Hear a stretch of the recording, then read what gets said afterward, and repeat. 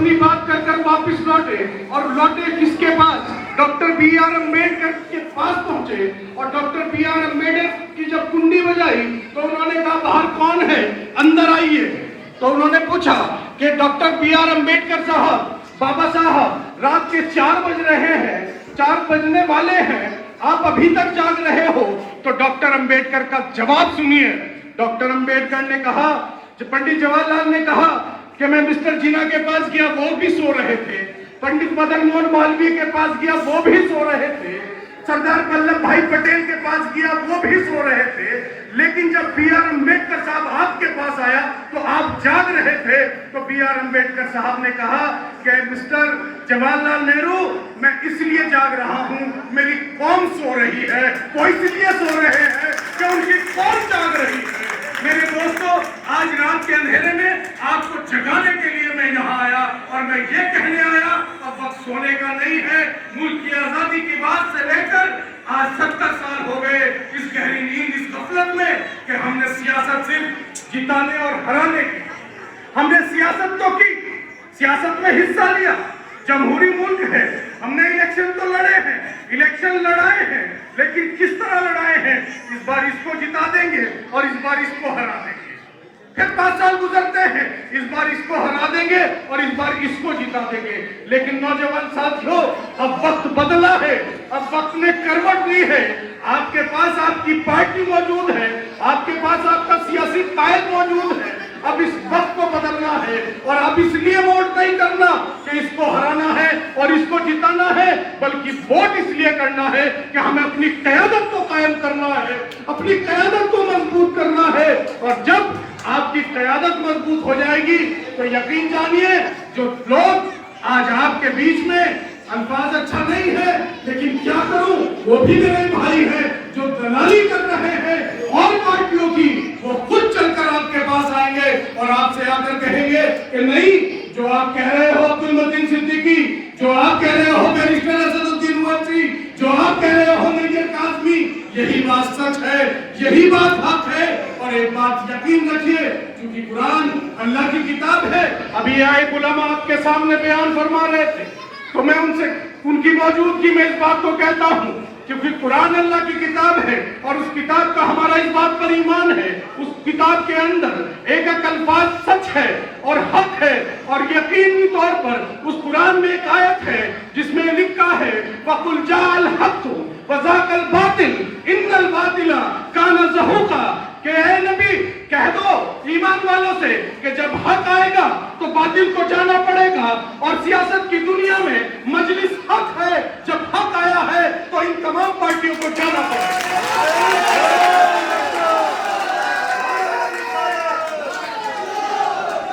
तो इन तमाम पार्टियों को इंशाअल्लाह यहाँ से जाना पड़ेगा, क्योंकि आप हक लेकर आए हो, आपके हाथ में हक है, मजलिस हक है, बैरिस्टर असदुद्दीन ओवैसी की सच्चाई आपके साथ है। आपने देखा कि वो शख्स जब पार्लियामेंट में खड़ा होता है, हक से मुंह नहीं मोड़ता, सच से आंख नहीं चुराता। वो शख्स जब टीवी की डिबेट में बैठता है, आज का दौर मुसलमान का नाम लेने से डरते हैं। बताओ, पूरे उत्तर प्रदेश के चुनाव में मुल्ला मुलायम सिंह, अखिलेश यादव कितनी बार मुसलमानों का नाम लिया? आजाद हो गई, 2 मिनट खामोश।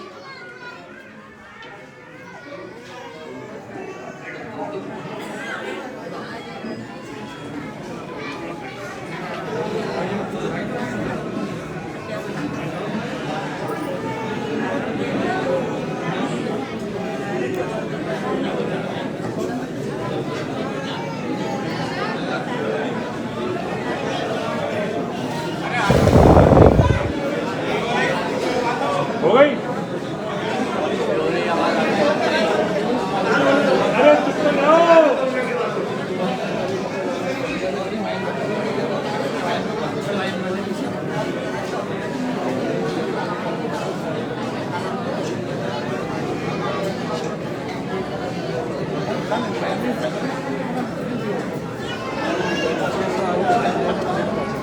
ले लिया मैंने पीछे से।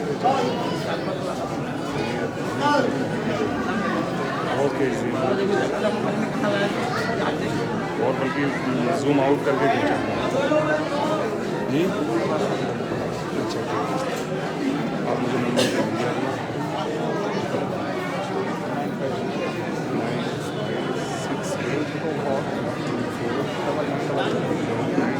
क्या नाम हुआ भाई? मेरा नाम साकिब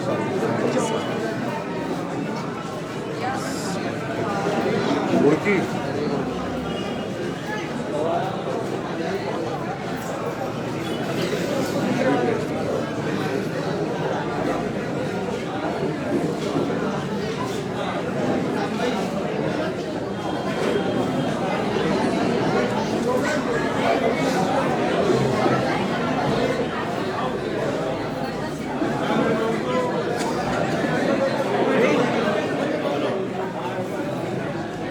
दोस्तों, अजान का सुनना वाजिब है और सिर्फ बोलने वाले के नहीं, जो और लोग सुन रहे हैं सब पर वाजिब है। बहरहाल, तो मैं आप लोगों से जो अर्ज कर रहा था कि आज यूपी का चुनाव पड़ोस में है, हमारा बड़ा भाई है उत्तर प्रदेश। हमारे अब्दुल मतीन साहब का बहुत वक्त गुजरा, समाजवादी में उन्होंने बड़ी खिदमत दी, बहुत खिदमत की उस पार्टी की इन्होंने उत्तर प्रदेश में रहते हुए भी और यहाँ भी। लेकिन मेरा सवाल आप लोगों से है, मेरा सवाल अखिलेश यादव से है, मेरा सवाल मुलायम सिंह यादव से है। सिर पर टोपी लगाने से, कंधों पर रुमाल डालने से कोई मुल्ला मुलायम सिंह नहीं बन जाता।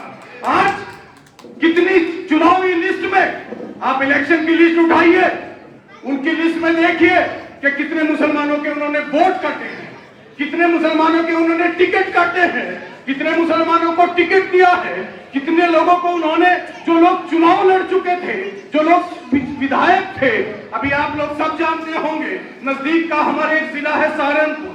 सहारनपुर के जिले में एक बड़ा नामवर नेता है, मैं उसका नाम नहीं लेता, कांग्रेस में बड़े अच्छे मकाम पर था, लेकिन छोड़कर गया कहां? वो गया बेचारा समाजवादी में। अखिलेश यादव जी के सामने हाथ फैलाया कि मुझे वोट दे दो, मुझे टिकट दे दो, मैं चुनाव लड़ लूंगा। एक चीज और बताता हूं आपको, क्योंकि आप देखना कि अगर किसी भी पार्टी से कोई जीत कर जाएगा या टिकट मांगने जाएगा, चाहे हमारा भाई मुसलमान ही क्यों ना हो, वो अखिलेश के दरबार में जाएगा या मुलायम सिंह के दरबार में जाएगा या बहन जी के दरबार में जाएगा और जाकर हाथ फैलाएगा, टिकट की भीख मांगेगा, और उस भीख में जब वो टिकट मिल जाएगा तो आपके बीच में आएगा और आपके बीच में आकर क्या कहेगा? मुझे वोट दे दो, मैं विधायक बन जाऊंगा।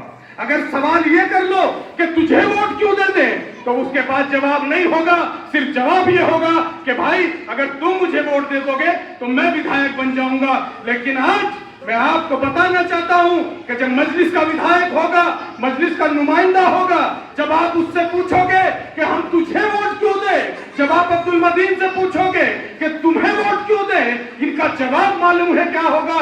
इनका जवाब यह होगा कि मुझे विधायक बनने के लिए वोट नहीं दो, मुझे वोट इसलिए दो कि मैं अपने बच्चों के रोशन मुस्तकबिल के लिए कुछ करना चाहता हूँ। मुझे वोट इसलिए दो कि मैं अपनी आने वाली नस्लों के लिए कुछ करके दिखाना चाहता हूँ। मुझे वोट इसलिए दो कि मैं स्कूल बनवाना चाहता हूँ। मुझे वोट इसलिए दो कि मैं मुसलमानी इलाकों में बड़े अस्पताल बनवाना चाहता हूँ। मुझे इसलिए वोट दो। लेकिन जब दूसरी पार्टी से आएगा, चाहे कोई समाजवादी से आए या फिर कांग्रेस से आए, वो आकर ये कहेगा मुझे वोट दे दो, मैं विधायक बन जाऊंगा। तो मैं आपसे कहने आया हूँ कि मजलिस विधायक बनाने नहीं आई, मजलिस अपनी क़यादत बनाने आई है।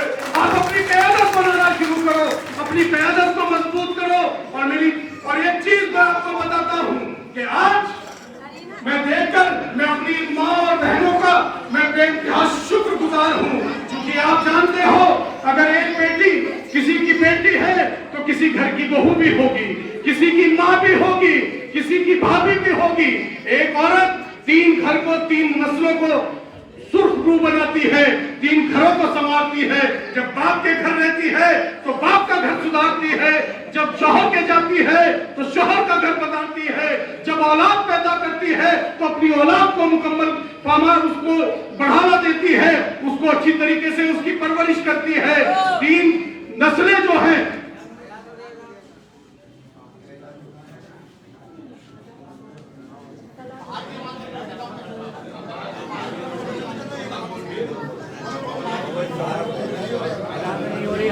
अगर आजान हो रही तो बता दीजिए। खुदा के वास्ते आजान अगर ना हो तो ना कीजिए, और एक आजान का सुनना वाजिब है और आजान का जवाब देना भी वाजिब है। बहरहाल तो मैं आप लोगों से जो अर्ज कर रहा था कि हमारी जो बेटियां यहाँ बैठी हैं, मेरी इज्जतदार पर्दा नशीन माँ और बहनें, मैं इनका ये भाई इनको दिल से सलाम करता है और इस बात का सबूत है कि बैरिस्टर साहब का पैगाम हूँ। चूंकि मेरा वास्ता बहुजन समाज पार्टी से रहा, मैंने विधानसभा का चुनाव लड़ा। जब हम विधायकी के चुनाव से पहले हमारे यहाँ जिला पंचायत का चुनाव हो रहा था, रुड़की का एक क्षेत्र उसमें जिला पंचायत में आ रहा था, तो वहां जिला पंचायत के अंदर पार्टी का सिंबल नहीं होता। जो हमारे चमार दलित भाई हैं, उनकी जो घर की औरतें हैं, जो जिन्हें हम चमारी कहते हैं, वो औरतें हमारी माताएं बहनें जो हैं, वो देखना उनके अंदर उनकी खास बात बताता हूं आपको। जिला पंचायत के चुनाव में चुनाव निशान नहीं होता किसी भी पार्टी का। हाथी वालों का हाथी नहीं होता, पतंग वालों का पतंग नहीं होता, पंजे वालों का पंजा नहीं होता, साइकिल वालों का साइकिल नहीं होता, कमल वालों का कमल नहीं होता। उसमें अलग से होते हैं, एक प्रधानी का पर्चा होता है, एक बीडीसी का होता है, एक जिला पंचायत का होता है, एक वार्ड मेंबर का होता है। 4 पर्चे मिलते हैं और बैलेट देकर अंदर भेज दिया जाता है कि इन चारों पर मोहर लगा दो। एक औरत, मैं आपको दानिशमणि की बात बता रहा हूं, मेरी माँ बहनें यहाँ बैठी हैं, मुझे वो बात याद आ गई। वो औरत 4 बैलेट लेकर चमार मजहब से ताल्लुक रखती थी, चमार दलित बिरादरी की थी, बैलेट पेपर लेकर चली गई अंदर, ढूंढती रही निशान। बाहर से आवाज आई रिटर्निंग ऑफिसर की कि माताजी क्या हुआ, बहुत देर हो गई। तो कहने लगी कि हाँ अभी आ रही हूं। उसने एक पर्चा उलट पलट कर देखा, दूसरा देखा, तीसरा देखा, चौथा देखा, उसे कहीं हाथी नजर नहीं आया। वो औरत बैलेट लेकर वापस आई और आके कहने लगी मैं नहीं डालती वोट। उसने कहा अम्मा क्या हुआ? कहने लगी इस पे हाथी तो है नहीं, इस पे हाथी तो है नहीं। उसने कहा अम्मा ये जिला पंचायत का चुनाव है, इसमें निशान नहीं होता। कहने लगी नहीं हम वोट नहीं डालते। जब बेदारी ये पैदा हो जाएगी कि ये यहाँ बैठकर पतंग की बात करेंगी, तो इंशाल्लाह बैलेट बॉक्स में जाकर, वहां मशीनों पर जाकर जब वोट डालने जाएंगी, ये पतंग का निशान ढूंढेगी और पतंग का निशान ढूंढकर उस अपनी इस पतंग के निशान को अब्दुल मतीन भाई को और बैरिस्टर असदुद्दीन ओवैसी को और अपने इस छोटे भाई को जो उनके सामने खड़े होकर ये बयान कर रहा है, इस सच्चाई से तुम्हें रूबरू करा रहा है। जो मैं आपके सामने कह रहा हूं एक लफ्ज सच्चा है, ये प्रैक्टिकल मेरे साथ हुआ है, इसलिए मैंने आपको बताया है। तो इंशाल्लाह जब हमारा पैगाम, हमारी पार्टी का पैगाम हमारे घरों में पहुंच जाएगा, हमारी बेटियों तक पहुंच जाएगा, हमारी माओ तक पहुंच जाएगा, तो यकीनन इंशाल्लाह हमारी पार्टी का उरूज यकीनी है और इंशाल्लाह उरूज आकर रहेगा। आज आज आप देखो कि आज हमारी एक बहन हिजाब पहनकर जाती है, उसके साथ क्या सलूक होता है, उसके सामने क्या नारे लगाए जाते हैं। मैं अपनी सब बेटियों से कहता हूं कि हिजाब पहनना शुरू करो, हिजाब पहनकर जाओ, आप अपने स्कूल जाओ, कॉलेज जाओ, हिजाब के साथ जाओ, वरना यकीनी तौर पर आज मैं उस सजा को भुगत रहा हूं। मेरी बड़ी बेटी एमबीबीएस करना चाहती है, बहुत अच्छे नंबर है उसके, लेकिन वो उसको मैं एमबीबीएस में यहाँ वो शरई हिजाब करती है। वो कहती है कि मैं यहाँ कोएड में नहीं पढ़ सकती और मेडिकल कॉलेज में हिजाब पहनकर जाना अलाउ नहीं है। तो मैंने उसका एडमिशन बांग्लादेश में कराना पड़ा, वुमेन्स मेडिकल कॉलेज में। यकीन जानिए सिर्फ इसलिए कराना पड़ा, इतनी दूर वो हिजाब में रहती है और उसका हिजाब खराब नहीं होना चाहिए इंशाल्लाह।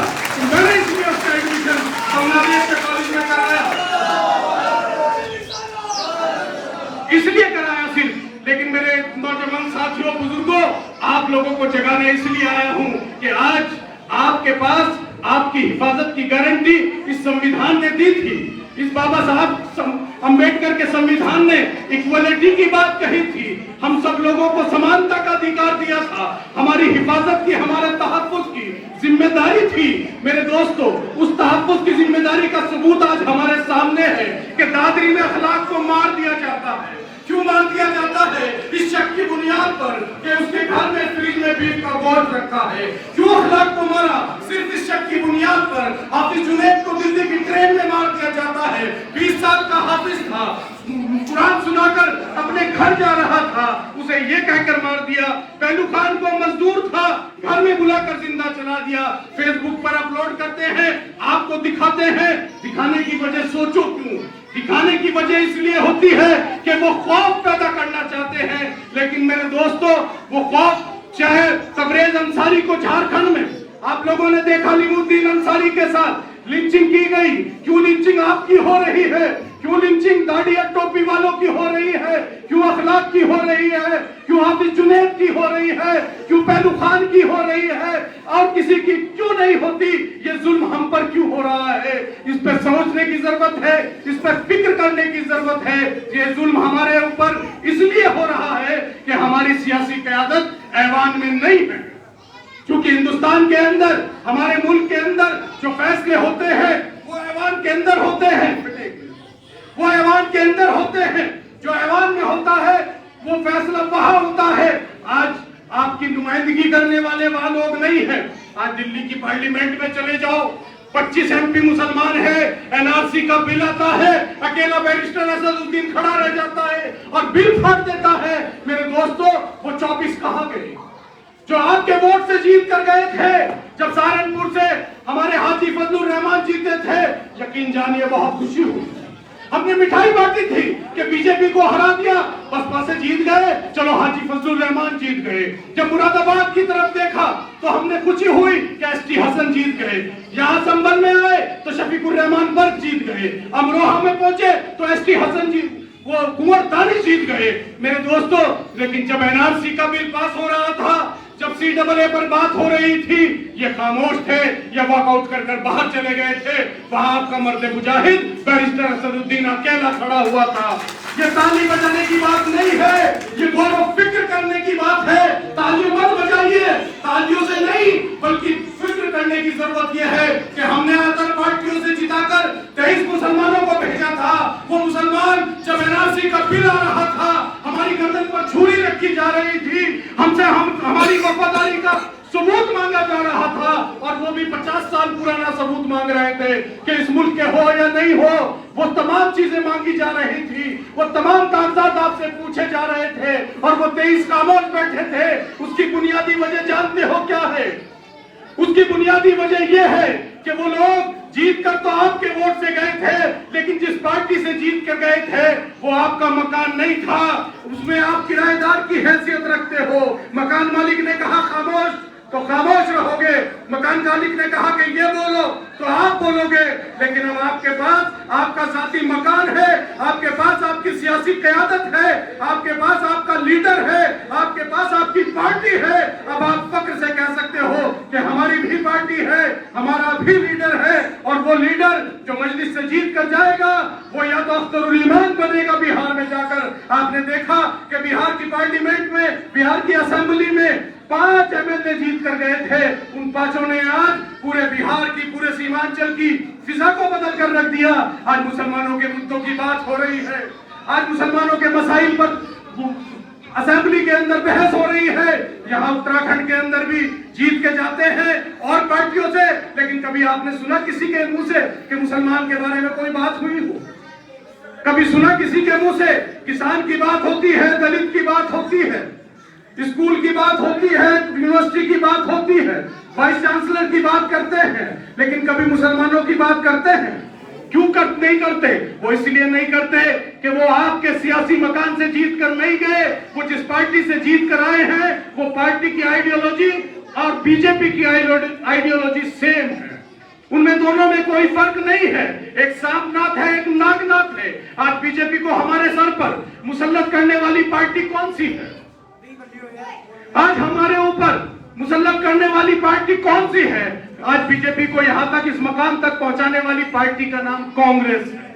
आज कांग्रेस है, उसने उस नाग को, उस सांप को दूध पिलाया है, उसने RSS को मजबूत किया है, उसने बीजेपी को मजबूत किया है। वरना जिस दिन गुजरात का गोधरा कांड हुआ था, अगर ये लोग जेलों में होते तो आज बीजेपी की सरकार न होती, आज हमारे साथ ये सलूक न होता, आज लिंचिंग नहीं होती, आज हमारे साथ जिस तरह का व्यवहार हो रहा है, एक सौतेला व्यवहार हो रहा है।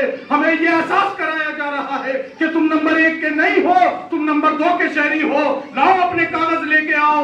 UAPA के कानून के तहत हमारे स्कूल के बच्चे, यूनिवर्सिटी के बच्चे वो तमाम जेलों में हैं जिन्होंने एनआरसी पर विरोध किया, जब एनआरसी पर एहतजाज किया, हमारे बच्चों के सीनों पर गोलियां मारी गई, क्या हम उन्हें भूल सकते हैं? हम उन्हें भूल सकते हैं कि हमारे बच्चों के सीनों पर गोलियां मारी गई? हमारे बच्चे, हमारी बहनें, हमारी बेटियां जो जामिया में पढ़ती हैं, जो एएमयू में पढ़ती हैं, जो वो लोग आज सजा काट रहे हैं, किस बात की सजा काट रहे हैं? उनका फंडामेंटल राइट था, उनका कॉन्स्टिट्यूशनल राइट था कि वो एहतजाज करें, लेकिन उनके एहतजाज की सजा उन्हें यूएपीए बनाकर दी गई। आज बैरिस्टर साहब को अल्लाह ने बचा लिया, बैरिस्टर साहब के ऊपर हमला हुआ, उन्हें बचा लिया, 2 मुलजिम पकड़े गए, बाकी का भी पता नहीं। लेकिन एक प्रवक्ता टीवी चैनल पर बैठी थी बीजेपी की, वो कह रही थी कि बेचारे हिंदू, प्रवक्ता को उसने कहा टीवी चैनल के एंकर ने कि क्या आपको शर्म नहीं आ रही? आप उन्हें बेचारा कह रही हो कि वो एक शख्स के ऊपर गोली चला रहे हैं, बंदूक तान देते हैं, आप उन्हें बेचारा कह रही हो? कह रही वो तो उनके भाषण से आहत होकर किया उन्होंने, है तो बेचारे। तो अब आप फर्क देखो, जहनियत कहां पहुंच गई। अब हम लोग आपस में लड़ते रहेंगे, हम लोग आपस में इख्तलाफ करते रहेंगे।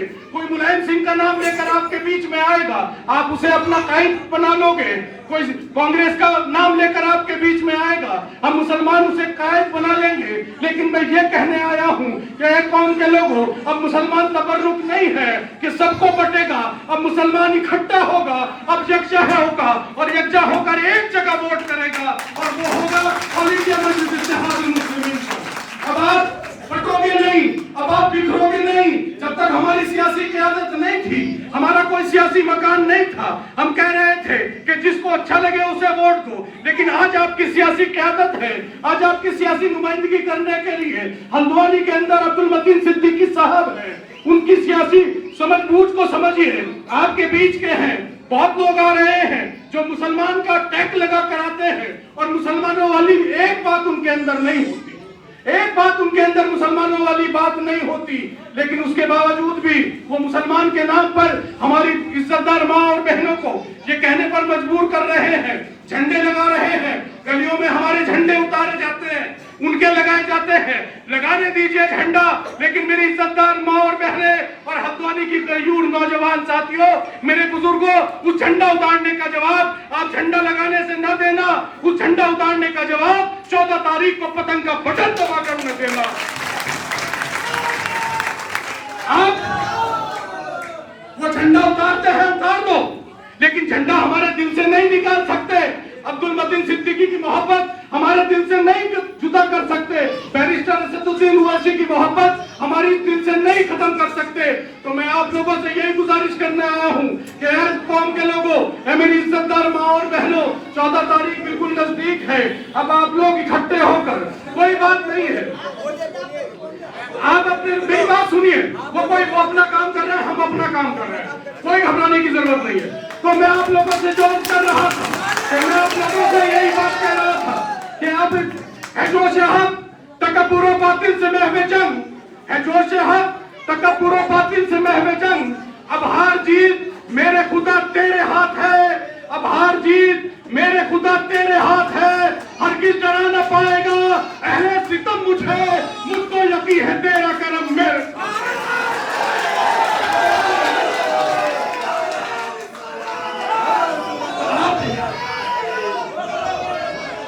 का करम हमारे साथ है। आपकी मौजूदगी इस बात का सबूत है कि अल्लाह ने आपके दिलों में हमारी बात को डाल दिया है। अल्लाह का लाख लाख शुक्र है कि मेरी माँ बहनें यहाँ बैठी है, उनके दिलों में अल्लाह ने बैरिस्टर साहब की वो मोहब्बत रखी है। जिस बच्ची ने कल उन लुच्चे लफंगों के सामने नारे तकबीर अल्लाह अकबर का नारा लगाया, अभी मैं सुन रहा था बैरिस्टर साहब की बात, बैरिस्टर साहब ने कहा कि मैं भी उस बच्ची से वीडियो कॉल करके आया हूँ, उसने कहा कि मैंने अल्लाह अकबर का नारा लगाया और बैरिस्टर साहब मैंने आपकी तकरीर सुनी थी, आपने पार्लियामेंट के अंदर भी यही काम किया था। तो मेरे दोस्तों, एक बच्ची ने आज बैरिस्टर साहब से मुतासिर होकर कि बैरिस्टर साहब जब पार्लियामेंट में शपथ लेने जा रहे थे एमपी बनकर, तो उनके खिलाफ नारे लगाए गए थे। उन्होंने कहा था और जोर से लगाओ, और उन्होंने जोर से कहा था कि नारे तकबीर अल्लाह अकबर। आज हमारी उस शेरनी ने भी यही काम किया। कल मेरी ये बहनें यहाँ बैठी है, मेरी माँ इंशाअल्लाह ये भी यही काम करेगी कि उनका सामना उनका सामना इसी तरह से करेंगे, क्योंकि हम हक लेकर आए हैं और झूठ को जाना पड़ेगा। ये हक है, मजलिस हक है, और मजलिस जब तक जिंदा रहेंगे, बैरिस्टर साहब जिंदा रहेंगे, और इंशाअल्लाह हम तमाम लोग मजलिस के लिए काम करते रहेंगे, और इंशाअल्लाह उत्तराखंड में एक तारीख रकम करेंगे। आपके पास उस तारीख को रकम करने का मौका इसी 14 तारीख को है। आपने अगर 14 इस सूझबूझ के साथ, इस समझदारी के साथ अगर काम कर लिया, तो ये मौका आपके पास इसी 14 तारीख को है, और इसी 14 तारीख को आप ये तारीख लिख दोगे कि मजलिस का उत्तराखंड में जीतने वाला सबसे पहला विधायक अब्दुल मतीन सिद्दीकी है।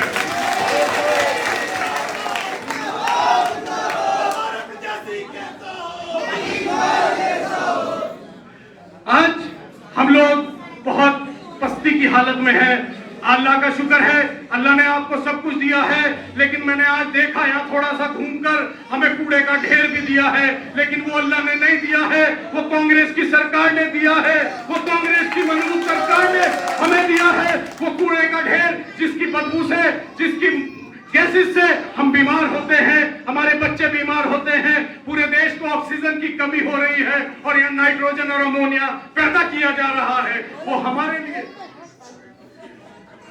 लिए किया जा रहा है। कई बच्चों को बता रहे हैं भाई कि कई बच्चों कैंसर के शिकार हो गए, अलग अलग बीमारियां हो गई मेरे दोस्तों। लेकिन यकीन रखिए, गुजरात के अंदर भी एक ऐसा ही मामला था। जुआ बुआ जगह थी, मुसलमानों की बस्ती सामने थी, कूड़े का ढेर सामने था। बैरिस्टर साहब ने आवाज उठाई, पार्लियामेंट में मुद्दा उठाया। इंशाअल्लाह अनकरीब आप देखना कि इंशाअल्लाह हल्द्वानी का मुद्दा भी पार्लियामेंट में गूंजेगा मेरे दोस्तों।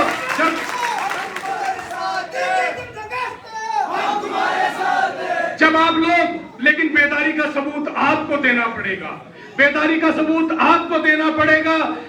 जो खिलाफ है हमारे, उन्हें कोई बात नहीं, वो हमारे साथ आएंगे। अगर वो खिलाफ भी है तो हमारे साथ आएंगे, वो इस तरह हमारे साथ आएंगे। आप अपनी नेकी से उनकी हमदर्दी करो, आप उनके जो है उनकी हमदर्दी करो, उनके काम आओ मेरे दोस्तों। आज बैरिस्टर साहब की मोहब्बत आपके दिलों में इतनी क्यों है? आज वो मोहब्बत इसलिए है, यकीन जानिए आप और हम इंसान हैं, इंसान की बात बता रहा हूं, इंसानियत की। मोहब्बत कभी एक तरफा नहीं हो सकती। अगर आप मुझसे मोहब्बत करेंगे तो यकीनी बात है कि मैं भी आपसे मोहब्बत करूंगा, भले ही हम दूर रह रहे हो। ये अंदाजा लगाइए, आज ये तमाम मजमा यहाँ बैठा है, ये तमाम मजमा बैरिस्टर साहब से मोहब्बत करता है। जब हम लोग उनसे इतनी मोहब्बत करते हैं, उस शख्स के दिल में हमारी कितनी मोहब्बत हो, सोच कर देखिए वो शख्स हमारी कितनी मोहब्बत करता होगा। और उस मोहब्बत का सबसे बड़ा सबूत ये है कि जब आपको बता दूं, शायद आप लोगों को पता भी नहीं होगा, कि जब फलस्तीन के अंदर इजराइल बम बरसा रहा था,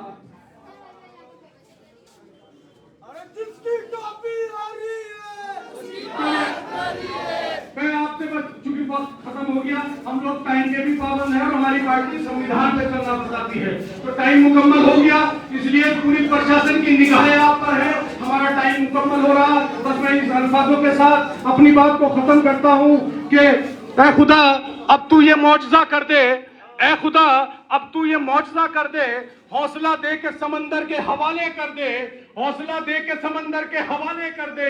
हम तो मोती हैं बिखरे हुए रहते हैं, हम तो मोती हैं बिखरे हुए रहते हैं, इल्तिजा है कि धागे के हवाले कर दे। वो धागा है, वो धागा है ऑल इंडिया मजलिस इत्तेहादुल मुस्लिमीन, वो धागा है बैरिस्टर असदुद्दीन ओवैसी, वो धागा है पतंग का वो निशान, वो धागा है अब्दुल मतीन सिद्दीकी। मेरे दोस्तों, अगर आप इस धागे में पिर जाओगे तो इंशाअल्लाह सियासत की दुनिया में ये धागा तस्बीह बनेगा, और सियासत की दुनिया में जहां झूठ और फरेब होता है वहां आप इबादत करोगे। वाखिर दावाना अल्हम्दुलिल्लाह।